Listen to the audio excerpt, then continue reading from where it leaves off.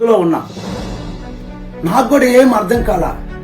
నవ్వుకుంటా వచ్చాడు, పుట్టిగా వచ్చి ఇక్కడ చచ్చిపోయాడే, ఏంటిది అనుకుని నాకు కూడా అయ్యా నువ్వు ఉన్నావు, ఎక్కడ కూడా ఉంటావంట, నువ్వు సమీపంలో ఉంటావంట.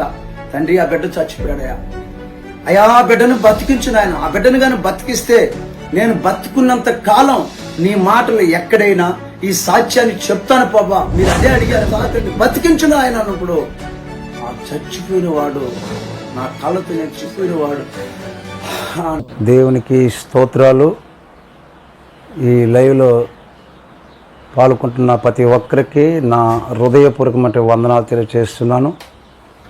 ప్రేమనంటి దేవుని బిడ్డలారా, మాది నెల్లూరు జిల్లా వెంకటేశ్వర మండలం సరేపల్లి బిట్టు కొర్లపాడు సంఘం. ఈ యొక్క గ్రామంలో జీవిస్తున్న నేను మా అక్క తరతరాల నుండి మా తాతలు మా పెద్దలు వాళ్ళందరూ కూడా అనేక విగ్రహాలకి పూజలు చేస్తూ నమస్కారాలు చేస్తూ పూజలు జరిగిస్తూ ఉన్నట్టు వారు. వాళ్ళ తర్వాత కూడా మా అమ్మ మా నాన్న వీళ్ళు కూడా అలాంటి పూజలు జరిగిస్తూ పూజారులుగా మా ఊరికి దగ్గర ఒక సుబ్రహ్మణ్య పుట్ట ఒకటి ఉన్నప్పుడు ఆ పుట్ట దగ్గర వాళ్ళు పూజలు చేస్తూ ఇట్లా ఉన్న జీవితం గడుస్తూ ఉంటే చిన్న వయసులోనే నా జీవితం కొన్ని వ్యసనాలకి, ఎందుకంటే నాకు 3 బావలు ఉన్నారు. వీళ్ళతో నేను తిరిగేటప్పుడు వాళ్ళు బాగా తాగుడనే అలవాట్లకి బానిసయ్యి ఎప్పుడు తాగుతూ తిరుగుతూ ఉన్నవారు. వాళ్ళతో నేను తిరిగేటప్పుడు వాళ్ళు తాగి నాకు ఇచ్చేవాళ్ళు. గంజాయి, సారాయి, బ్యాందీ, కళ్ళు, తాటికళ్ళు మా ఏరియాలో ఉంటాయి. తాగుతూ చిన్ననాటి నుండి వాటికి అంకితం అయిపోయాను. అయితే కొన్ని సంవత్సరాల తర్వాత హైదరాబాదు పట్టణానికి వెళ్ళినప్పుడు అక్కడ ఒక వ్యక్తి యేసయ్యను గురించి చెప్పడం జరిగింది. చెప్పినప్పుడు మా నాన్న, మా అమ్మ, మా అక్క, మా బావ యేసయ్య మాటలని, ఆ యేసయ్యని గురించి చెప్పినప్పుడు ఆ మాటలు విని వాళ్ళు దేవుని సన్నిధికి పోవాలని, చర్చికి పోవాలని వాళ్ళు అనుకున్నారు. నేను వాళ్ళని కోప్పడి తిట్టాను. మన చిన్ననాటి నుండి మనం పూజిస్తున్న దేవతలు ఎవరు? మీరు ఎందుకు ఇలా పోతున్నారు? మనకి వెంకటేశ్వర స్వామి ఉన్నాడు, మనము సమారాధన చేసేవాళ్ళమి, ఎంటుకలు పెంచుకొని కొండకెళ్ళి గుండు గుడుచుకొని వచ్చేవాళ్ళమే. అయితే మీరు ఎందుకు ఇలాగ పోతున్నారని చెప్పి మా అమ్మని అడిగాను, మా నాన్న అడిగాను. అడిగితే మనం వాళ్ళు దేవుళ్ళని పోయాం, ఈయన కూడా దేవుడే కదా, ఏం దేవుడి దగ్గరికి పోతే తప్పేముందని వాళ్ళు అన్నారు. పోకూడదని అన్నాను. అన్నప్పుడు మా నాన్నుండి అటు కాదు, నాకు ఆరోగ్యం బాగలేదు, ఆయన కూడా దేవుడే పోతానన్నాడు. అప్పుడు నాకు ఒక కుమారుడు పుట్టిన్నాడు. ఆయన పేరు అప్పుడు రాఘవులని పెట్టుకున్నాం. నా పేరు రాజయ్య, మా నాయన పేరు సుబ్రామయ్య, మా అమ్మ పేరు పోలమ్మ. ఇట్లాగా ఉన్నప్పుడు మా బాబుకి 2 సంవత్సరాల వయసు. ఆ వయసులో ఈరోజులు వచ్చి కనీసం 1 వారం 15 రోజులు 2 వారాల దాకా బాగా సీరియస్ అయిపోయింది. ఆ రోజు వాళ్ళు మందిరానికి పోవాలని బయలుదేరాలని స్నానాలు చేస్తూ ఉన్నారు. ఆ రోజే వీళ్ళు కర్మ అనుకున్నా, వీళ్ళు ఎంత చెప్పినా వినట్లేదు, వీళ్ళు కర్మని హైదరాబాదు కరమనగట్టు అనే ప్రాంతం దగ్గర ఆ ఏరియాలో మేము ఉన్నాం. అక్కడ ఆ పక్కనే ఒకటి ఆంజనేయ శిల ఒకటి ఉంది. వీళ్ళు మందిరానికి పోవాలనుకొని వెళ్తున్న సమయంలో నేను నేరుగా ఆ శిల దగ్గరికి వెళ్ళి ఆ శిల చుట్టూ తిరిగి టెంకాయ కొట్టి ఆ ఒక శిలకున్న ఒక గంధాన్ని తీసుకొచ్చి మా బిడ్డకి రాయటం జరిగింది. నష్టం బొట్టు పెట్టాను. పెట్టినా ఏడుస్తూనే ఉన్నాడు. అక్కడెక్కడో వాడు ఈగులు అంటే ఈగులు మొసుకుతూ ఉన్నాయి. ఆ సమయంలో నాకేం అర్థం కాల. వెంకటేశ్వర స్వామికని ముడుపు పసుపు గుడ్డ తీసుకొని దాంట్లో కొన్ని రూపాయి బిళ్ళ అది కట్టి ముడుపు కడతారు. అట్లా కట్టి కూడా కట్టాం, మొక్కుకున్నా. అయినా ఏం అర్థం కాల. టైం 10 అయింది. ఆ టైంలో మా అమ్మోళ్ళు మేము చర్చికి పోస్తాం నువ్వు ఉండలే అని వాళ్ళు వెళ్తూ ఉన్నారు. వాళ్ళని చూస్తూ ఉన్న అంత దూరం వాళ్ళు వెళుతూ ఉంటే చిన్నగా నా మనసు కూడా అనిపించింది, దేవుడే కదా వాళ్ళు వెళ్తున్నారు, నాన్నమ్మ వెళ్ళేటప్పుడు మనం కూడా ఎందుకు వెళ్ళకూడదని నేను కూడా వాళ్ళు వెనకబడి వెళ్ళిపోయాను. పోయి హైదరాబాద్లో ఒక చిన్న గుట్ట మాదిరిగా ఉంటే ఆ గుట్ట మీద టెంకాయ మట్టలేసి ఒక పాక వేసి ఉన్నారు. అక్కడ ఒక పాస్టర్ అమ్మగారు ఉన్నారు, పెద్ద వయసు 70 సంవత్సరాలు ఉంటాయి ఆమెకి. ఆమె దేవుని మాట చెప్తున్నారు. అక్కడికి ఒక 10 మంది విశ్వాసం వచ్చి కూర్చో ఉన్నారు. మేము కూడా వెళ్ళాం. వెళ్ళిన తర్వాత వాక్యం చెప్పిన తర్వాత అమ్మగారు లేచి మీ దేవుడు అంటే మాది నెల్లూరు అని చెప్పాం. ఎందుకు వచ్చారా అంటే అయ్యా దేవుని మందిరం అడిగితే ఇక్కడ ఉందని చెప్పారు, అందువల్ల వచ్చాం మేము అన్నాడు. దేవుడు మీకు ఏం చేస్తారని వచ్చారు అని అడిగింది ఆయన. అడిగినప్పుడు మేమేం చెప్పాం, అమ్మా మాకు ఆరోగ్యం బాగలేదు, మా నాన్నకు చూస్తే శరీర బలహీనత ఉంది, ఎన్ని తొలగిపోతాయని మేము అడిగాం. అడిగినప్పుడు ఆమె ఏం చెప్పిందంటే ఇవన్నీ కూడా ట్యాబ్లెట్లు వేసుకుని తగ్గిపోతాయి నాన్న, శరీర బలహీనత వస్తుంది పోతుంది, కానీ మనకి స్వర్గము యేసుక్రీస్తు ప్రభువు వారు నిత్య జీవాన్ని ఇస్తాడు, ఆయన మన కొరకు చనిపోయాడు, ప్రాణం పెట్టాడు, తిరిగి లేచాడు, ఆయన సజీవుడు, ఆయన మాట విని ఆయన మాట ప్రకారం నడుచుకుంటే ఇది తాత్కాలం, స్వర్గం ఒకటి ఉంది, ఆ స్వర్గం కోసం భూమి మీద ఉన్న ప్రతి మానవుడు ఆయన్ని నమ్ముకోవాలని చెప్పింది. నిజమేనమ్మా మాకు కూడా స్వర్గం కావాలా అని చెప్పాం. చెప్పినప్పుడు నా చేతికి ఒక నల్లటి దారం, దాన్ని అప్పుడు కాశీ దారాలు అంటారు, ఆ దారము 2-3 దారాలు నా చేతికి కట్టుకో ఉన్నాను. ఆమె ఆ దారం ఏంటి అనింది, ఇది కాశీ దారం అమ్మ అని చెప్పాను.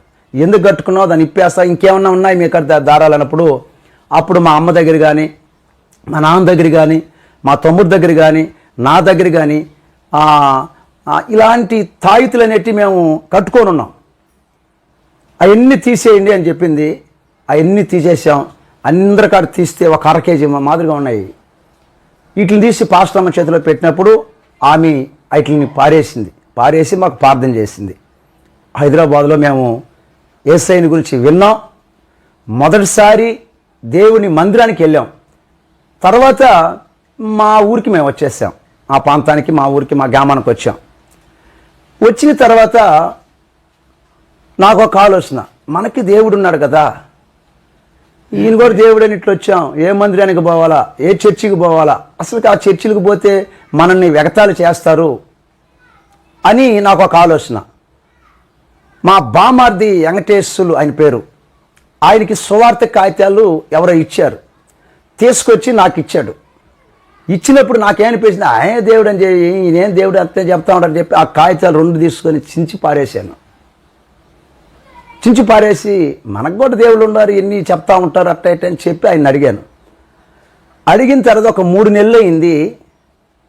కానీ కొంతమంది పాస్టర్లు చనిపోయిన వాళ్ళు కూడా దేవుడు బతికిస్తాడు, ఆయన చేసిన పని మర్చిపోకుండా దేవుడి కార్యం చేశాడని ఒక సాక్ష్యం రూపంలో మనం చెప్పాలి అని హైదరాబాద్లో ఒక దైవజనుడు చెప్తుంటే నేను విన్నా. ఆ విన్న మాట ఒకరోజు మా ఊరు దగ్గర వరగలి అనే ప్రాంతం ఉంది, ఆ ఊరి పేరు వరగలి. అప్పుడు మేము అక్కడికి ఒక వ్యాపారం నిమిత్తం వెళ్ళాం. వెళ్ళినప్పుడు నేను, మా నాన్న, మా అమ్మ, మా కుటుంబం అంతా సాయంత్రం అయితే మేమందరం ఒక దగ్గర కూర్చొని ప్రార్థన చేసుకునేవాళ్ళం. ఏదైనా తెలిసేది ప్రార్థన కూడా, తండ్రి మమ్మల్ని కాపాడు, మమ్మల్ని ఆదరించు, మంచి మార్గాలు నడిపించని ప్రార్థన చేసేవాళ్ళం. మేము ప్రార్థన చేసుకునేటప్పుడు మా బావ అక్క కొడుకు ఒక అబ్బాయి, ఆ అబ్బాయికి 12 సంవత్సరాల వయసు. ఆ 12 సంవత్సరాల అబ్బాయి మా దగ్గర కూర్చొని డమ్ము కొట్టేవాడు. ఆ 12 సంవత్సరాలు మేము పాట పాడేటప్పుడు ఆ అబ్బాయి డమ్ము అంచేవాడు, ఒక కందిరి. ఇట్లా జరిగినప్పుడు ఒకరోజు చేపలు పట్టేదానికి నేను, మా నాన్న, మా బావ, ఈ 12 సంవత్సరాల అబ్బాయి కదిలాం. పొగులు ఏంటంటే అది పొగులు 2 గంటల టైంలో మేము కదిలాం. ఆ వరగలి అనే ఆ తూర్పు భాగంలో వెళ్ళినప్పుడు అక్కడ ఒక వాగు ఉంది, పెద్ద వాగు. ఆ వాగు దగ్గరికి వెళ్ళి పెద్ద చేపలు పట్టాలంటే చిన్న చేపలను పట్టాలి. చిన్న చేపలను బట్టి గాలాలకు కూర్చి ఆ సాయంత్రం పూట అక్కడ గుచ్చేసి వస్తే తెల్లారిపోతే పెద్ద కొరమీన్లు అనేటి ఆ గేలాలకు పడతాయి. ఈ చిన్న చేపలు పట్టాలని మేము అక్కడికి వెళ్ళినప్పుడు ఆ చిన్న చేపలు పట్టాలని మేము ఆ నీళ్ళకి దిగి ఆ చేపలను బట్టి ఆ గట్టు మీదకి ఇసిరేస్తూ ఉన్నాం. ఈ 12 సంవత్సరాల అబ్బాయి ఆ చిన్న చేపలను వేరుకొని ఆ టిఫిన్లోకి వేసుకుంటున్నాడు. ఆ సమయంలో టైము 2 అండి, పగులు 2 గంటల టైం. ఆ 2 గంటల టైంలో ఆ అబ్బాయి పెద్ద కేక వేసి పెద్దగా వేసాడు. కేక వేసి అలాగా బాలు పడిపోయాడు. బాలు పడిపోయిన తర్వాత మా అక్క భర్త వచ్చి ఆ అబ్బాయిని ఇట్లా తిరగేసాడు. తిరగేస్తే పొట్ట లాక్కుపోయింది, 2 కళ్ళు బయటకు వచ్చేసాయి, ఇంత నాలికి అట్లా సాసేసాడు. అది ఏం లేకుండా అట్లా పడిపోయాడు. వాళ్ళ మేనమామ, అబ్బాయి మేనమామ తొడ మీద బండేసుకొని వాళ్ళ అమ్మ కూడా ఒకప్పుడు ఇట్లా చచ్చిపోయింది, ఈయన్ని జాక్కుంటే వీడు కూడా చచ్చిపోయాడు అని పెద్దగా వేడుస్తున్నాడు. మా నాన్న ఆ గుంటలోంచి వచ్చి ఇట్లా గుండ్ల మీద ఇట్లా చెయ్యి బట్టి చూసి చచ్చిపోయాడు రా వీడు, ఇప్పుడే బాగొచ్చాడు రా అని ఆయన చెప్తే ఆయన కూడా వేడుస్తున్నాడు. నేను ఆ బురదలో ఉన్నా, నాకు కూడా ఏం అర్థం కాలా. నవ్వుకుంటా వచ్చాడు, ఉట్టిగా వచ్చి ఇక్కడ చచ్చిపోయాడే, ఏంటిది అనుకుని నాకు కూడా అయోమయం అయిపోయింది. అక్కడ గేదెలు మేపుతున్నవారు, ఈ పక్క బర్రెలు అంటారు, బర్రెలు మేపేవాళ్ళు వచ్చి ఎందుకు ఆ అబ్బాయిని ఇక్కడ తీసుకొచ్చారు, ఇక్కడున్న స్థలం మంచిది కాదు, ఇక్కడ ఏమంటారంటే ఈ కన్నికలు అనేటివి ఉంటాయి, అవి కొట్టేసే ఈ అబ్బాయిని, వృద్ధాకి పసిపిల్లని ఎందుకు తీసుకొచ్చారు అని ఆ బర్రెలు మేపేవాళ్ళు అంటున్నారు. ఇదంతా చూసేకాడికి నాకు కూడా అర్థం కాక ఒక్క మాట నాకు గుర్తుకొచ్చింది. ఏమంటే చనిపోయిన వాళ్ళు కూడా బతికించేది దేవుడు, ఆయన యేసయ్య అనేక కార్యాలు చేస్తాడు, అద్భుతాలు చేస్తాడని ఒక దైవజనుడు చెప్తే నేను విన్నా. అంతే, విన్నాను కానీ నేను కళ్ళతో చూసినట్టు కాదు. అప్పటికీ నాకు అవిశ్వాసులోనే ఉన్నాను. కానీ ఆ మాట గుర్తుకొచ్చి ఇంకే దిక్కు లేదు కదా, ఏం చేయలేం కదని చెప్పి దేవుడు ఉన్నాడు, ఆయన చనిపోయిన బతికిస్తాడు అనే మాట విన్నాం కదా. అయ్యా యేసయ్యా నువ్వు ఉన్నావు, ఎక్కడ కూడా ఉంటావంట, నువ్వు సమీపంలో ఉంటావంట. తండ్రి ఆ బిడ్డ చచ్చిపోయాడయ్యా, అయ్యా ఆ బిడ్డను బతికించు నాయన, ఆ బిడ్డను కానీ బతికిస్తే నేను బతుకున్నంత కాలం నీ మాటలు ఎక్కడైనా ఈ సాక్ష్యాన్ని చెప్తాను ప్రభా. మీరు అదే అడిగారంట. ఒక దైవజనుడు చెప్తే నేను విన్నానని చెప్పి నా 2 చేతులు ఆకాశం వెళ్ళిపోయాయండి. పెద్దగా కేకేసాను, అరిశాను. ఆ కేక వేసినప్పుడు మా నాన్న మా బావ ఇద్దరు కూడా ఏడ్చేశారు, పెద్దగా ఏడ్చేశారు. ఏడ్చేసి మేమందరూ కూడా యేసయ్యా యేసయ్యా ఈ బిడ్డను తాకండి, బతికించును ఆయన అన్నప్పుడు ఆ చచ్చిపోయిన వాడు నా కళ్ళతో నేను చూశానండి. ఆ చచ్చిపోయిన వాడు అన్నాడండి. దేవునికి స్తోత్రం. ఇది నా కళ్ళు చూశాయి. ఇది పేపర్ వార్తలు కాదు, టీవీ వార్తలు కాదు, నా కళ్ళతో స్వయంగా నేను చూసిన ఒక సత్యం, ఒక నగ్న సత్యం. దేవుడు అక్కడ చేసిన కార్యాలు నా కళ్ళు చూశాయి. మా నాన్న చూశాడు, మా బావ చూశాడు. ఆ చనిపోయి బతికిన పిల్లోడు కూడా ఇప్పుడు ఉన్నాడు. అది జరిగి చాలా సంవత్సరాలు అయిందండి. ఇప్పటికీ ఆ అబ్బాయి పెళ్ళయ్యి ఆ 2 పిల్లలు. మా ఊరు పక్కనే గాడిదవాగు అనే ఊరుంది, సుబ్బారెడ్డిపాలెం అంటారు, ముత్తుకూరు అమ్మిడ. ఆ గాడిదవాగులో ఉన్నారు. ఆ బిడ్డ సాక్ష్యాన్ని నమ్మి ఇప్పుడు ఒక 7-6 కుటుంబాలు యేసయ్యని నమ్ముకొని మందిరానికి వెళ్తున్నారు. ఇప్పుడు ఆ బిడ్డ అక్కడ దైవజనులు నెల్లూరు నుంచి వచ్చి అక్కడ మందిరం కట్టుంటే ఆ మందిరంలో సంఘ పెద్దగా ఉన్నాడు. దేవునికి స్తోత్రం కలుగును గాక. నా ప్రేమైన బిడ్డలారా, ఇదేదో టీవీ వార్తలు ఎక్కడో జరిగింది చెప్పిన వార్తలు కాదు, నా కళ్ళతో నేను చూశాను. ఒక చనిపోయిన వ్యక్తి బతకటము నేను చూశాను. ఇది ఒక నగ్న సత్యం. ఆ చూసినప్పుడు అనుకున్నా, నాకు అనిపించింది దేవుడు ఉన్నాడు. ఆ దేవుడు ఎవరై అంటే యేసుక్రీస్తు ప్రభువే. ఆయన ఒక్కడే దేవుడు. ఆయన చేసిన కార్యాలు నా కళ్ళు చూసాయి కనుక ఆయన ఒక్కడే దేవుడే నేను విశ్వసించాను, నమ్మాను. ఆ రోజు నుంచి ఆయన ఒక్కడే దేవుడు అని చెప్పి నమ్మి విశ్వసించి ప్రార్థన చేసుకుంటూ దేవుని సన్నిధికి పోతున్నప్పుడు ఒకానొక దేవుడు నాకు సేవ చేసే అవకాశం కల్పించాడు. పుట్టిన ఊళ్ళోనే మందిరం కట్టుకొని, అప్పుడు మా గ్రామంలో ఎవరు క్రైస్తవులు లేరండి. అక్కడే మందిరం కట్టుకొని మా కుటుంబం అంతా ఆ చిన్న పాక వేసుకొని దాంట్లో ప్రార్థన చేసుకుంటూ ఉన్నాం. అలాంటి సమయంలో దేవుడు మా గ్రామంలో మమ్మల్ని దేవుడు వెన్నుకున్న తర్వాత ఈ కుటుంబం ఎలా ఉండింది? తాగుతూ పెద్దోళ్ళు పిల్లలు అందరూ వ్యసనాలకి, ఆ తాగుడనే వ్యసనాలకు ఉన్నట్టు కుటుంబం ఎలా మారింది, దేవుడు వీళ్ళని ఎలా తీసుకొచ్చాడని చెప్పి మా గ్రామంలో ఉన్నవారు ఒక సగం గ్రామం మారిపోయింది. ఈరోజు యేసయ్యని నమ్ముకున్నారు, ప్రతి అలవాట్లు విడిచిపెట్టారు. అంత మాత్రమే కాదండి, మా అనుకున్న రక్త సంబంధులు, మా అత్తోళ్ళు, మామోళ్ళు, బావోళ్ళు, అక్కోళ్ళు, చిన్నాయన్లు, పెదనాయలు మొత్తం అందరూ కూడా యేసయ్యని నమ్ముకొని అన్ని వ్యసనాలను బయటపడి ఈరోజు వాళ్ళని సేవకులు, వాళ్ళని పరిచారికులుగా ఉండి దేవుడికి మహిమ తీసుకొచ్చుకుంటూ దేవుడి మాటలు చెప్తూ అనేక సంతోషంగా ఆ బిడ్డలు జీవిస్తూ ఉన్నారు. దేవుడు మమ్మల్ని కూడా ఎంతగానో బలపరుస్తూ ఆయన అనుత్య ప్రతి దినము మా ఎన్నంటూ ఉండి మమ్మల్ని బలపరుస్తూ స్థిరపరుస్తూ ఉన్నాడు. ఆ ప్రేమైన దేవుని బిడ్డలారా, ఈ సాక్షి ఉన్న మీరందరూ కూడా నేను చెప్పిన ఈ మాటలను మీరు ఒక్కసారి ఆలోచించండి. దేవుడు ఉన్నాడు.